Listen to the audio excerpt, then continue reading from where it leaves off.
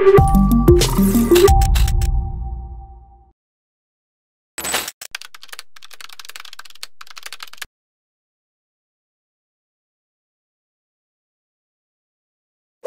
Kumaila. Halo Bang Ade. Hai, kita kan kemarin itu dalam pertemuan terakhir, kita sudah bicara tentang pendidikan Islam lah ya. Mengingat Kumaila ini adalah orang yang sebetulnya dari PAUD atau TK?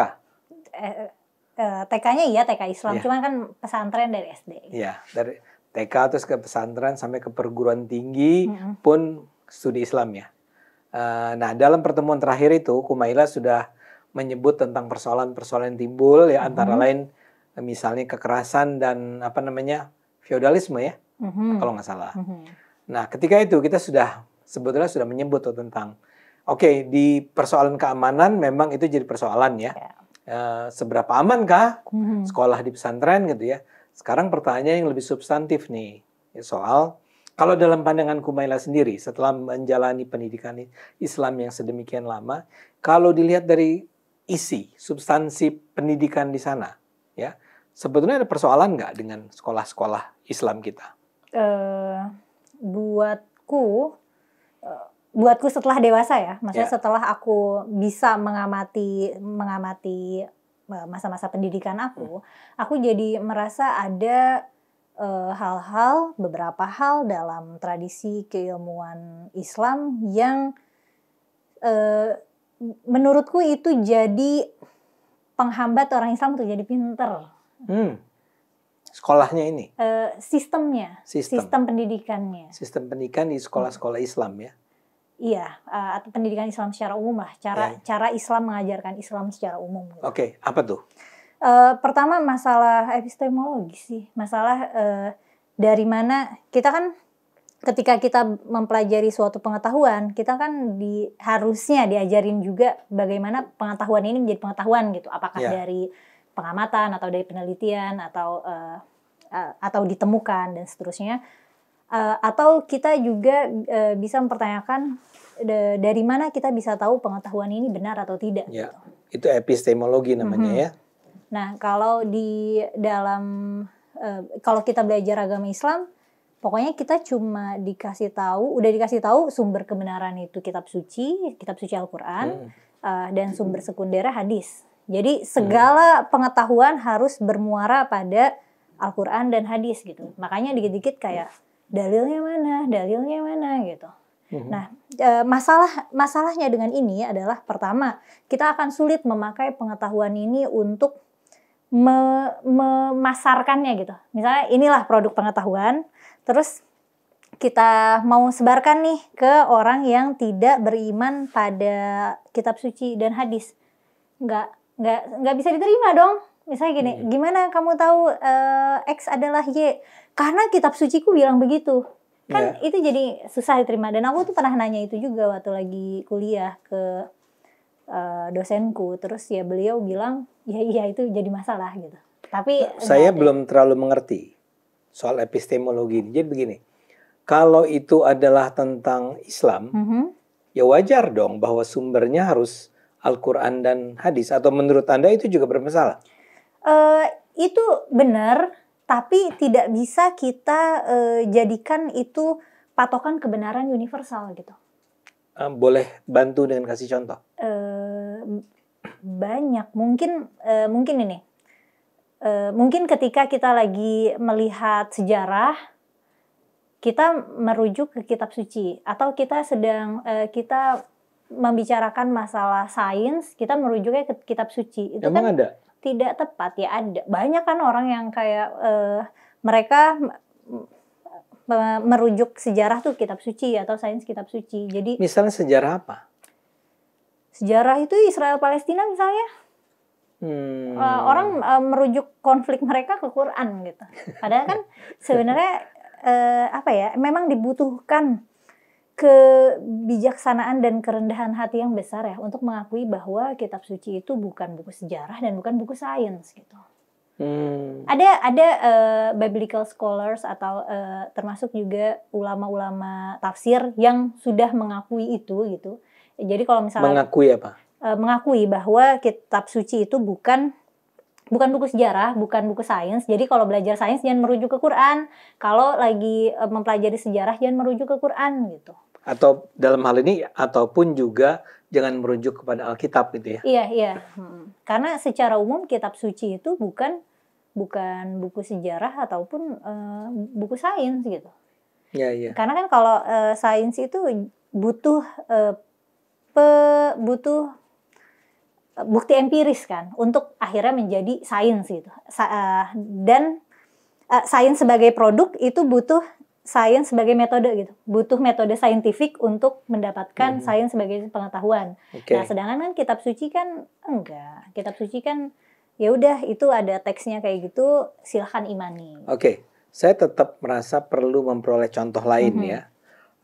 Sejarah di luar Palestina Israel ada lagi nggak? Karena kan sejarah yang ada di dalam Al-Quran yang saya tahu adalah misalnya tentang Nabi Musa, tentang Nabi Adam, Nabi Yusuf dan seterusnya. Ya itu kan memang tidak lagi, ya di zaman sekarang secara saintifik orang juga sudah tidak membicarakan kebenaran tentang apakah benar Nabi Musa pernah membelah laut kan? Masih, setidaknya yang aku observasi di kolom komentar channel aku, iya masih. Orang masih suka merujuk kisah nabi-nabi sebagai fakta sejarah. Sementara buat Mela itu bukan fakta sejarah. Itu bukan fakta sejarah. Tapi dan bukan kan, menurut Mela ya, itu menurut para sejarawan di dunia gitu, mereka tuh menganggap referensi-referensi dari kitab suci itu memang bukan catatan sejarah, tapi bisa jadi itu adalah hal-hal adalah alegori atau kisah yang memang orang-orang pada saat itu percayai. Gitu. Sekarang mudah-mudahan ini tidak terlalu sensitif buatmu.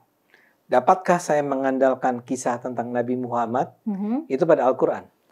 Nah, kalau Nabi Muhammad kan Quran itu turun pada Nabi Muhammad dan dikumpulkan, dikodifikasi tidak relatif tidak jauh. Ya jauh nggak jauh ya, 2 abad setelah Nabi meninggal. Tapi maksudnya masih linear. Baru jadi gitu. Nabi Muhammad, baru jadi Al-Quran. Baru jadi Al-Quran. Sedangkan kan kalau misalnya kita ngomongin Nabi Musa atau Nabi Ibrahim itu kan butuh 5.000 tahun, 8.000 tahun. Yang mana figur-figurnya juga para sejarawan, para arkeolog itu mereka tidak menemukan bukti arkeologisnya gitu. Kalau figur-figur itu pernah hidup gitu.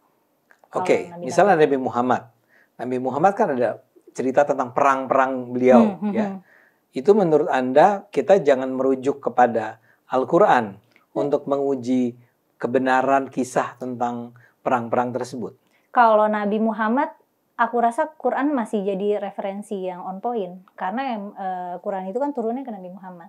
Dan didengarkan oleh orang-orang masyarakat zaman Nabi Muhammad.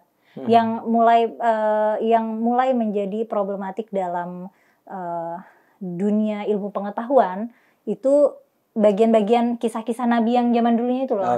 Misalnya kisah Nabi Adam sama iblis lah, atau Nabi Musa belah laut gitu, Fir'aun, atau misalnya tentang peniupan ruh, tentang penciptaan semesta, hal-hal yang kayak gitu. Nah, Anda mulai menyebut barangkali sains ya. Sains itu sebenarnya di dunia Islam lazim Al-Quran dijadikan rujukan. Secara kebiasaan iya, tapi justru secara tradisi tafsir tuh enggak. Sangat jarang sekali mufasir atau penafsir yang memakai pendekatan itu, karena secara umum memang dianggap sebagai penafsiran yang jelek gitu. Karena Quran ini kan nggak akan berubah, kitab suci itu nggak akan berubah, sedangkan ilmu pengetahuan itu berkembang terus. Nah, khawatirnya ketika dicocok-cocokin, nanti ketika ilmu pengetahuannya sudah lebih detail kan, kalau Quran ini bahasanya relatif ambigu ya, bisa multitafsir. Nanti kalau misalnya udah dicocokin sama suatu ilmu pengetahuan gitu, suatu sains, habis itu sainsnya berkembang dan jadi nggak bisa masuk lagi ke penafsiran itu, nanti kan jadi masalah. Gitu. Boleh nggak disebut? Anda masih ingat nggak contoh tentang adanya ketidakserasian antara apa yang dikatakan oleh sains dengan apa yang dikatakan Al-Quran? Sebenarnya bukan ketidakserasian ya, tapi dicocok-cocokin aja. Kasih Kayak contoh ada yang misalnya gampang. tentang pembentukan janin di perut. Kan misal setelah Itu ada di Quran. ada setelah 40 hari atau setelah 3 bulan itu pokoknya ciptakan darah, tulang, daging. Pokoknya ada Urutannya lah ya. urutannya. Habis itu kemudian setelah 4 bulan ditiupkan ruh gitu. Tapi kan sebenarnya tidak begitu banget. Soalnya tulang dulu, terus tulangnya diselubungi daging gitu. Sebenarnya kan kita udah tahu nih perkembangan embrio tuh tidak sederhana yang disebutkan Quran. Tapi kan tidak serta-merta membatalkan bahwa janin itu fase pertumbuhannya hingga jadi manusia tuh ada tahapnya gitu. Terus kan masalah peniupan ruh ke dalam janin, dulu aku menerjemahkannya itu detak jantung. Jadi bayi baru ada detak jantungnya setelah 4 bulan. Nah kemudian setelah aku dewasa, aku tahu ternyata umur 4 minggu, 3 minggu tuh udah bisa terdeteksi detak jantungnya. Terus tapi kan itu belum ditiupkan ruh kalau misalnya kita merujuk ke Quran. Gitu. Kalau cuman kan yang namanya konsep ruh ini kan abstrak. Nah tapi kalau kita mau kombinasikan sama sains kan jadinya problematik gitu. Jadi memaksakan. Biarin aja lah narasi kitab suci begitu, dan biarkan sajalah perkembangan ilmu pengetahuan ya berjalan sesuai bukti-bukti baru yang diterima gitu. Dengan kata lain, bisa nggak saya bilang kalau bagi Mela ya, jangan gunakan Al-Quran sebagai rujukan bagi sains? Tidak secara utuh ya. Maksudnya tidak secara keilmuan. Tapi kalau misalnya gimana ya? Kadang kita kan ketika kita belajar kita apa boleh buat connecting the dots kan. Nah, tapi jangan dijadikan itu connection yang mutlak gitu. Seperti dikatakan Al-Quran gitu ya. Iya, seperti itu. Mendingan cari sendirilah secara kalau dengan metode ilmu pengetahuan yang Anda miliki, Anda cari sendiri kebenaran itu. Benar, kalau misalnya yang mau dicari adalah sains, ya pakailah metode sains. Oke. Nah, sekarang kembali ke awal tadi. Jadi sebenarnya kalau bisa dipadatkan secara ringkas gitu ya. Jadi persoalan utama yang timbul dari sekolah di bukan perguruan tinggi, di lembaga pendidikan Islam ya. Bagi sains itu apa? Enggak, tergantung pendidikan Islamnya apa ya. Tapi ya misal pesantren dan jadi misalnya pertanyaan saya mau dibikin gampang gini. Menurut Anda orang lulusan pesantren tuh terbangun nggak semangat untuk mencari ilmu pengetahuan dengan metode ilmu pengetahuan modern? Itu jadinya jadi disiplin yang terpisah sih. Makanya kadang-kadang ilmu-ilmu di pesantren tuh jadi terkesan eksklusif, yang ngerti ya orang-orang yang pesantren doang. Makanya Bang Ade suka ngeh nggak kalau misalnya lagi nyimak kiai ceramah atau ustadz-ustadz ceramah, mereka pakai istilah-istilah yang paling yang ngerti itu cuma yang pernah nyantri doang gitu. Jadi terasa eksklusif gitu. Dan itu nggak serta-merta membuat ilmu pengetahuan menjadi kaya, karena lagi-lagi di dalam tradisi belajar Islam juga ada ada asas otoritas yang menurutku berlebihan ya. Jadi kalau misal udah ada ulama siapa gitu menulis tentang masalah itu, seolah-olah kita tuh jadi nggak berani lagi punya pendapat baru atau punya karya baru. Kita beraninya ngutip. Padahal justru dalam ilmu pengetahuan kita tuh justru didorong untuk men-challenge, mempertanyakan yang Anda katakan sebagai sikap skeptis terhadap kebenaran itu. Itu yang nggak diajarkan di dalam lembaga-lembaga ilmu pengetahuan Islam ini atau lembaga pendidikan Islam. Secara umum tradisinya begitu. Malah ada yang lebih keras lagi. Suka gini. Itu belajar ini dari mana gitu, siapa gurunya, ada sanatnya enggak gitu. Jadi sanat itu chain of transmitter gitu, rantai periwayat. Jadi kalau misalnya anggaplah aku belajar tentang hukum Islam, tapi aku belajarnya bukan dari orang yang ngasih sanad gitu. Misalnya dari Ustadz A itu nggak bisa ngasih sanad, aku harusnya belajar ke Ustadz B. Jadi kayak ilmu pengetahuan itu kan harusnya masalah penyebaran ilmu pengetahuan, bukan masalahnya melanggengkan otoritas gitu. Nah, ada tradisi dalam keilmuan Islam tuh kita baru dilihat berilmu kalau kita jelas gurunya siapa gitu. Nah, itu nggak ada tuh kan di disiplin ilmu lain gitu. Kalau seorang pakar ilmu komunikasi, kalau dia memang punya knowledge-nya, siapapun gurunya nggak masalah gitu. Betul. Tapi di dalam tradisi Islam masih ada kayak gitu. Ya, sebetulnya dalam misalnya tadi Anda menyebut tentang ilmu komunikasi, ya ada juga sih faktor Anda sekolah di mana. Jadi misalnya Anda sekolah di sekolah yang critical school atau sekolah-sekolah yang lebih ke administrative school. Artinya yang satu lebih ke mempertanyakan, yang satu lebih melanggengkan. Ya, tapi bukan berarti tidak mempertanyakan ya. Tapi kemudian ya itu tidak dianggap sebagai kebenaran yang absolut.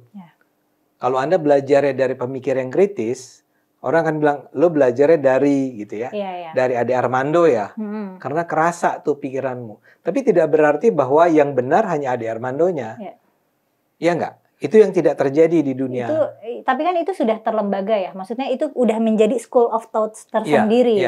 Nah, kalau misalnya di belajar agama, implikasinya tuh jadi apa ya? Jadi ada konsep kebenaran dan kesesatan yang semu gitu. Jadi nggak jelas nih indikator sesat dan benar, indikator bodoh dan pintar itu juga jadi nggak jelas karena kadang jadi tergantung otoritasnya, tergantung santrinya siapa gitu, tergantung belajarnya sama siapa gitu. Padahal kan yang namanya kecerdasan, kepintaran itu kan hal-hal yang bisa kita turunkan indikatornya gitu loh. Tapi dalam studi Islam ini jadi hal yang susah gitu. Jadi gini, betul-betul di dalam lembaga yang Anda jalani itu, Anda ikuti itu, Anda tuh tidak didorong untuk mempertanyakan ya. Atau tadi, falsifikasi itu loh. Jadi menganggap bahwa it doesn't make sense. Saya bisa melihatnya dari sisi lain. Saya bisa melihatnya dari perspektif lain. Dari seorang pemikir yang lain. Dan orang itu berbeda dengan pemikir yang diajarkan di kelas ini. Itu mungkin nggak dilakukan? Mungkin, tapi dalam koridor tertentu. Jadi ada batasannya nih. Kita boleh belajar seluas-luasnya, boleh mempertanyakan hal-hal, asal itu tidak melanggar akidah. Tidak sampai levelnya tuh menggoyahkan iman gitu. Dan kebenaran yang mutlak tuh tetap sumbernya pertama Al-Quran, kedua hadis. Nah, masalah lain juga ada sikap anti pemikiran asing kan. Nah, itu akan jadi masalah nih ketika misalnya aku ngomongin tentang Islam, tapi aku merujuknya dari karya orientalis di Eropa misalnya. Itu udah ada sentimen tersendiri. Oh, itu kata orang Kristen itu. Iya. Nah, menurut aku itu menghalangi umat Islam untuk cepat pintar. Karena kan nggak apa-apa loh kita belajar dari observasi orang lain terhadap kita gitu. Iya. Selain anti pemikiran asing, anti opini asing, kadang juga ada anti kepakaran yang sekuler gitu loh. Jadi kalau misalnya ada anak gitu atau pemuda yang dia mau mendalami, anggaplah ilmu fisika, nanti suka ada suara yang, aduh sayang banget pinter-pinter mau belajar fisika, harusnya di pesantrenin aja gitu, belajar agama. Salahnya belajar fisika apa? Nah, sebenarnya kan enggak, tapi dilihatnya tuh itu seolah ilmu dunia yang nggak dibawa mati ke akhirat gitu loh. Oh ya? Iya, aku surprise Bang Ade tidak mengalami gesekan itu. Enggak, saya kan nggak pernah mengalami pendidikan Islam. Iya, nah tapi aku yang mengalami budaya Islam gitu, yang lingkungannya memang Islam, sentimen-sentimen kayak gitu ada. Jadi saya membayangkan bahwa seharusnya sekolah tuh suka dong kalau misalnya dia punya siswa bernama Mela. Mela ini adalah seorang hafiz Al-Quran yang pintar, dan pada saat yang sama dia menguasai ilmu kimia. Itu kalau pada saat yang sama, itu kalau kasusnya aku. Tapi kalau misalnya kasusnya dia belajar agamanya males, misalnya dia nggak tertarik nih belajar fikih, belajar akidah, belajar tauhid, Dia sih hal-hal muslim kayak yang gitu. baik gitu ya, tapi dia nggak mendalami. Tapi dia nggak mendalami ilmu studi Islam Nah. gitu. Ya kadang-kadang ada sentimen kayak gitu. Sayang banget nggak diajarin ngaji atau yang kayak gitu, nggak dipesantrenin. Benar nggak kalau menurut Anda? Saya jadi mulai berpikir. Sekarang ini kan berulang kali kita melihat misalnya data-data yang menunjukkan bahwa hampir-hampir atau sedikit sekali jumlah ilmuwan muslim yang menjadi pemenang Nobel misalnya. Ya. Jadi pemenang Nobel kita asumsikan sebagai orang-orang terbaik di bidang ilmu pengetahuannya kan. Ya. Itu penyebabnya adalah pendidikan Islam seperti yang Anda katakan. Orang tidak didorong menjadi excellent dalam ilmu pengetahuan sekuler di luar pengetahuan agamanya.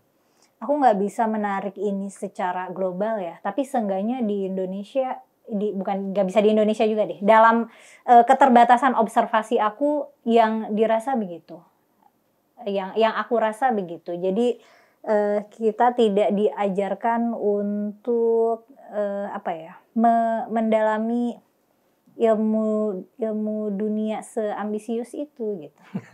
Malah kalau kan aku kan di konten pribadiku suka bahas buku gitu. Orang-orang suka pada komentar nih, anak kebanyakan buku, makanya jangan baca buku ciptaan manusia, baca buku tulisan manusia. Maksudnya kita tuh harus banyak-banyak baca kitab suci yang merupakan kalam ilahi gitu. Sentimen anti baca buku juga masih ramai di aku kan, Bang Ade.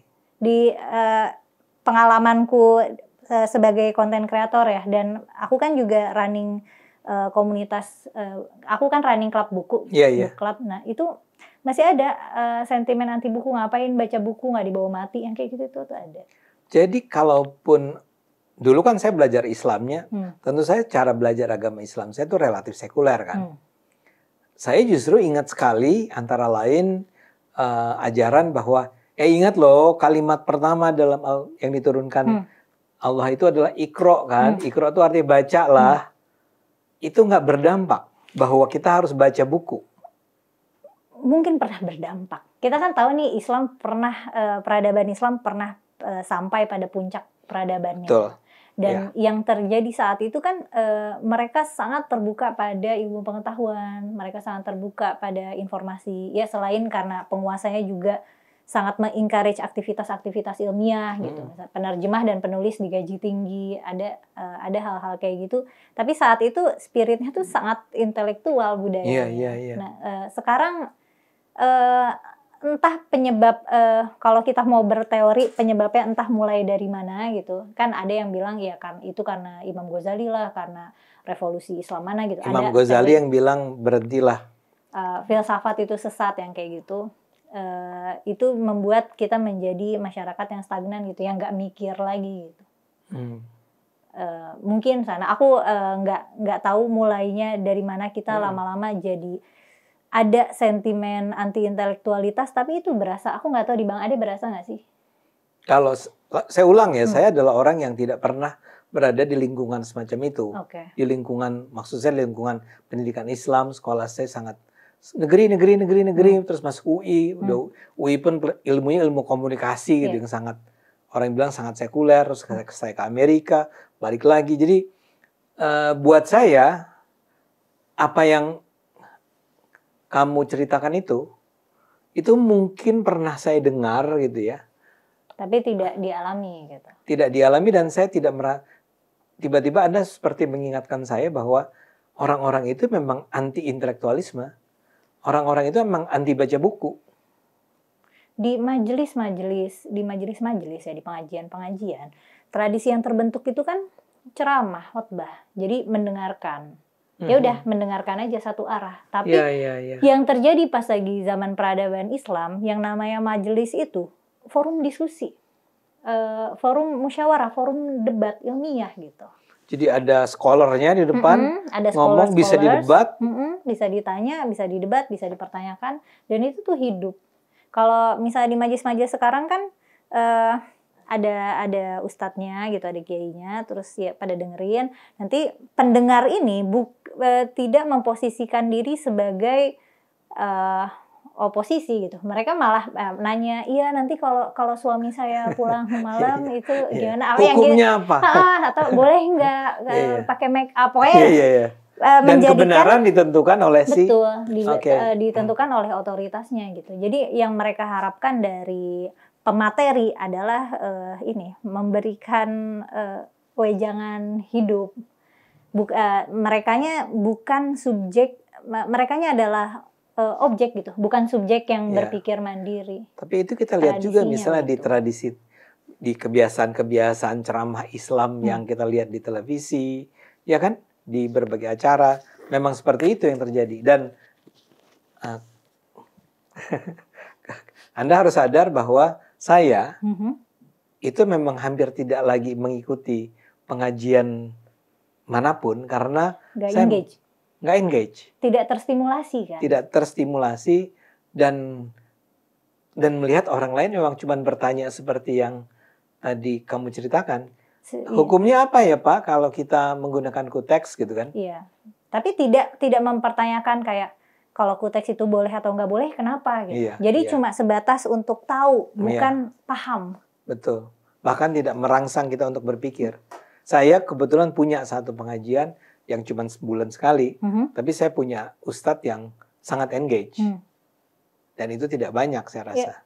Tapi sekarang kembali ke tadi, jadi tradisinya memang tradisi yang anti kritik, bahkan kritis, bukan anti kritik ya, anti intelektualisme, anti berpikir sendiri, melihat keberagaman cara berpikir yang berbeda, walaupun padahal kan sebetulnya kayak misal Islam kan ada 4 mazhab, ya kan? Itu bahkan dalam pengajian-pengajian yang pernah saya ikuti, hampir-hampir tidak pernah bahwa ada perbedaan cara pandang antara, ya kan, Maliki, Hanafi gitu ya. Memang nggak pernah diajarkan di situ. Di pengajian Bang Ade? Di sekolah kamu? Kalau di sekolah aku iya jelas. Diajarin? Karena kan itu memang spesialisasinya memang studi Islam yang kayak gitu. Kalau yang kayak gitu tuh yang mana? Yang maksudnya membahas hukum Islam secara detail, iya. Oh jadi ada tuh menurut Maliki, Hanafi, Syafi'i, dan dibahas juga. Benar, dan dibahas juga kenapa menurut Imam Maliki itu begini, dasarnya apa? Kenapa beda nih sama Imam Syafi'i? Imam Syafi'i bilang ini nggak apa-apa. Itu juga dibahas, train of thoughts-nya kita pelajari juga. Saya mau tanya kalau gitu, kenapa kalau emang itu diajarkan, saya nggak pernah melihat atau jarang sekali melihat ada ulama yang ngomong di pengajian, di televisi, dimanapun, yang menyampaikan kepada publik, ada 4 cara pandang loh mengenai kewajiban sholat misalnya. Ada yang bilang 5, ada yang bilang 3 gitu loh. Karena pertama mungkin repot ya, kedua karena sudah diterima aja kalau kita tuh adalah mazhab Imam Syafi'i, kita adalah pengikut Imam Syafi'i gitu. Jadi yang diajarkan hanya Imam Syafi'i. Iya. Dan pendapat school of thought lain, pendapat-pendapat ulama lain, yaitu diajarkan dalam diskursus intelektual aja, diskursus studi Islam secara yang memang specialized di situ gitu. Oke. Jadi seperti Anda katakan ya, sebenarnya Islam pernah punya peradaban yang apa ya, yang jaya, dan pada saat berjaya itu sebenarnya keberagaman tuh sangat diakui, sangat didorong. Tapi sekarang kondisinya sudah berubah. Iya, dan diskursus lintas interdisipliner itu biasa. Jadi ketika agama itu adalah lifestyle, dan itu nggak apa-apa kalau misalnya kita interdisiplin sama ilmu-ilmu lain. Gitu. Nah kalau sekarang tuh seolah-olah ada dikotomi antara ilmu dunia dan ilmu akhirat gitu. Ya, sayangnya di sekolah-sekolah Islam itu justru memang seperti nomor 2 kan, nomor 3 kan ilmu dunia itu. Secara umum. Sekarang aku lihat ada nih institusi Islam yang memang udah bagus gitu. Yang aku yakin lulusannya tuh bisa berkontribusi secara lebih universal gitu, bukan untuk kelompoknya aja gitu. Karena yang aku lihat pesantren terutama yang tradisional itu masih eh, belajarnya kayak buat lingkungan mereka sendiri aja, dan Masih kadang-kadang begitu. kurasi literaturnya juga aku pertanyakan kualitasnya. Cuman mereka ngaji kitab itu mulu karena udah jadi tradisi. Ya. Kenapa nggak pakai kitab yang lain ya? Nah, karena kayaknya kalau yang tradisionalis itu memang mereka punya kepentingan untuk melanggengkan tradisi sih. Ya. Mel, kita udahan dulu ya. Oke. Jadi penonton, ini kita udah bicara membedah pendidikan Islam nih. Minggu lalu kita bicara, 2 minggu yang lalu kita bicara tentang masih adanya ancaman-ancaman keamanan, feodalisme di sana. Kini Amel menceritakan kembali tentang betapa tradisi pendidikan, ilmu pengetahuan yang diajarkan di sana itu membuat orang justru tidak terdorong untuk bersikap terbuka, maju, menguasai sains, ilmu pengetahuan, tapi lebih ke pokoknya menerima aja apa yang diajarkan dan melanggengkan apa yang sudah diajarkan itu. Kira-kira gitu kan? Jadi nggak maju-maju, belajar itu terus. Udah berapa generasi belajar itu terus. Ya, lihat kan dia bukannya anti-Islam dia ini. Adek. Tapi mungkin hal yang aku perlu cerita ini kali ya. Waktu lagi aku S1 dan bikin skripsi, aku kan menghabiskan hari-hari aku di perpustakaan. Dan aku banyak terdistraksi itu, bukan yang ngerjain skripsi aku malah baca penelitian-penelitian studi Islam di luar gitu, yang di Eropa lah, yang di Amerika, yang di ada di perpustakaan. Terus aku kayak, oh bisa ya kita belajar Islam dengan pendekatan seperti ini. Maksudnya iya. Kita pakai aja pendekatan sosiologis kita pakai pendekatan antropologis gitu. Nggak harus selalu bermuara pada Quran dan hadis sebagai ininya nih, sebagai patokan kebenarannya gitu. Itu buatku pengalaman yang sangat yang sangat membuka mata gitu. Karena aku jadi optimis, berarti kalau aku mau membicarakan tentang agamaku dan dengan cara yang bisa diterima oleh semua orang gitu, baik yang mengimani Quran ataupun enggak, aku bisa nih pakai cara pendekatan-pendekatan ini. Tapi kenapa tokoh-tokoh biasanya disebutnya orientalis ya, kayak orang yang mempelajari budaya-budaya oriental gitu, termasuk juga Islam, termasuk juga Arab. Kenapa didemonasi gitu? Kenapa dianggap kayak jahat ini, setan, menjelekan ini sesat, menjelekan Islam gitu. Jadi udah ada sentimen kalau dikritik ini anti-Islam gitu, mengikuti Islam. Padahal kan Islam juga adalah agama, adalah budaya, adalah juga objek studi. Iya. Jadi kamu membaca itu dibuat oleh orang lain di luar, tapi itu tidak diterapkan di perguruan tinggi kamu sendiri. Iya, karena visi misi kampus aku itu kan ingin mencetak ulama. Dan ulama itu sudah punya metodologi tersendiri, yang mana itu beda dengan metodologi ilmiah pada umumnya. Gitu. Oke. Terima kasih. Saya akan terus belajar pada Kumaila ini. Sesat banget belajar sama Kumaila. Harapan saya sih dia kembali ke Islam loh. Ini bercanda ya penonton. Maaf, jangan ditafsirkan terlalu jauh. Di-cut nanti sama orang. Kita membawa kebaikan buat umat manusia, bukan hanya pada sekelompok orang tertentu ya. Oke? Terima kasih Kumaila. Terima kasih. Sampai ketemu penonton. Bye-bye.